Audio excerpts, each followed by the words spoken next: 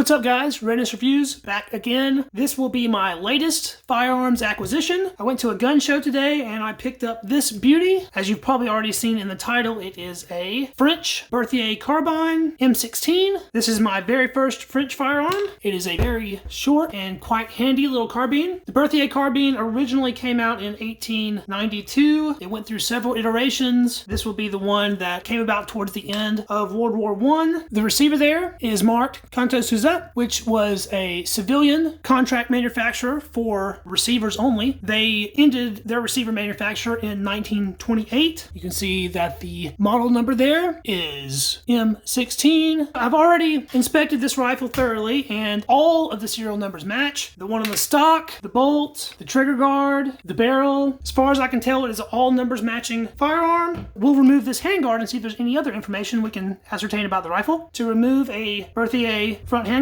you depress this spring latch here and the barrel band just slides off very easily, and then you release the handguard. It becomes a little bit easier if you pull the side up first. So you pull the handguard forward and then just give it a little jiggle and it will come off. On the barrel here, it has far more of the original finish. It's quite rubbed off on the rest of the rifle, but it's nice and strong on the barrel. We have several markings on here. You can see it has an N mark, the same as an N mark down here on the bottom. That is the upgrade for ball-in ammunition. We have a date on this, 1933, and that's MAC, which is Manufactured to Arms.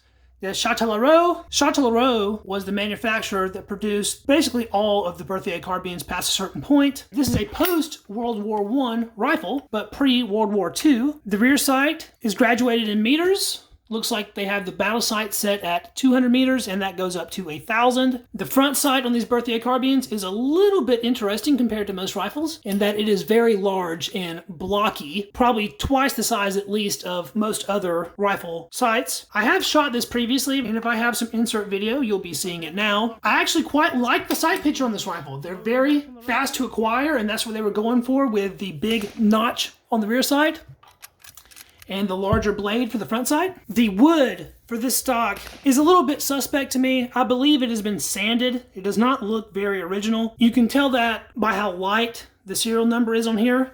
And also, there should have been a cartouche on the stock here. You can see just the very remnants of an outline of the cartouche, and that would have said what date it was put into service with the French military. That's been rubbed off. The metal finish of the rifle is in rough shape. A lot of the finish has been removed, but there's no real pitting or rust on it, so it looks pretty nice actually.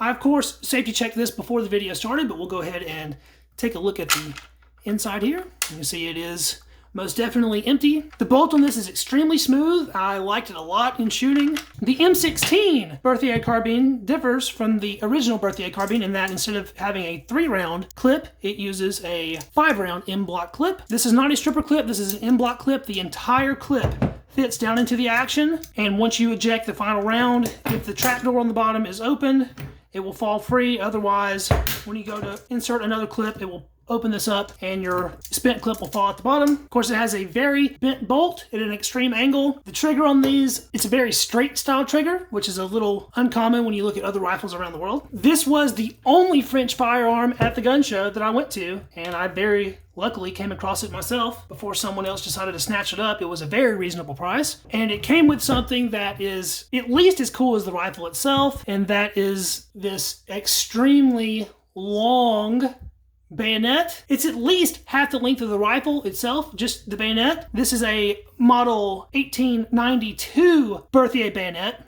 The bayonet definitely predates the rifle itself. It is a knife-style bayonet with an extremely long blade that is in very good shape. It is extremely thick blade stock. It has a nice quillion on it there. The serial number on this is different on both the sheath and the bayonet itself, and of course that serial number does not match the rifle because this bayonet predates the rifle. It has these black handguards, and they are slightly chipped. But overall, this thing is in really nice condition, and I'm sure you'll be seeing this soon in a ration review video. This alone made buying this rifle worth it. These are not cheap, and this is a super cool item that I'm very happy to have in my collection. One of the major differences that you will notice with a later production Berthier compared to an earlier production Berthier is that there is no inclusion of a cleaning rod. On this barrel band, there's this raised up area here. There would have been a slot drilled through the stock all the way to the rear barrel band in which you would fit a cleaning rod.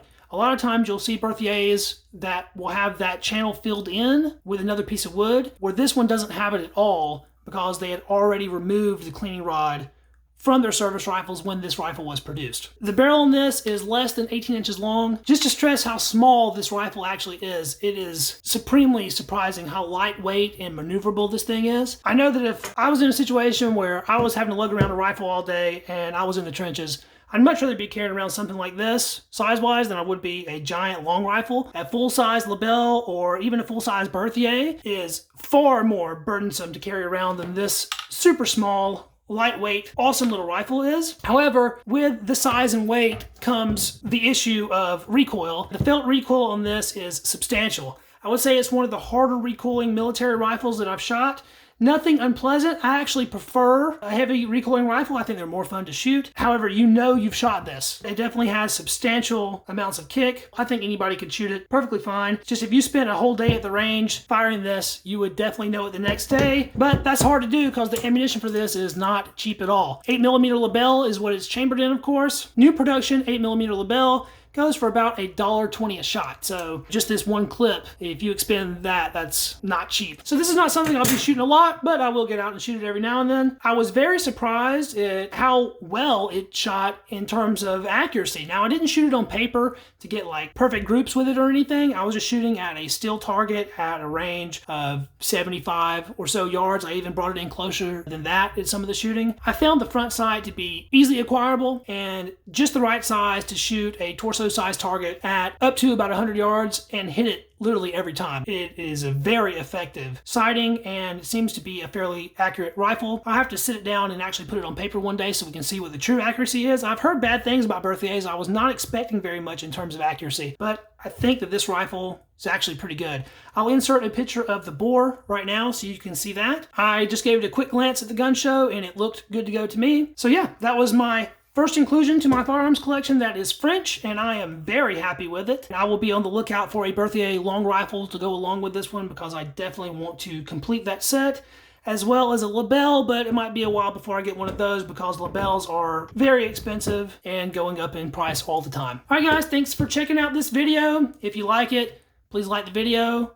If you notice something with this rifle that I didn't talk about, please let me know in the comments. Subscribe to the channel because I'll have more content on the way, and we'll catch you in the next video. See you then. Peace.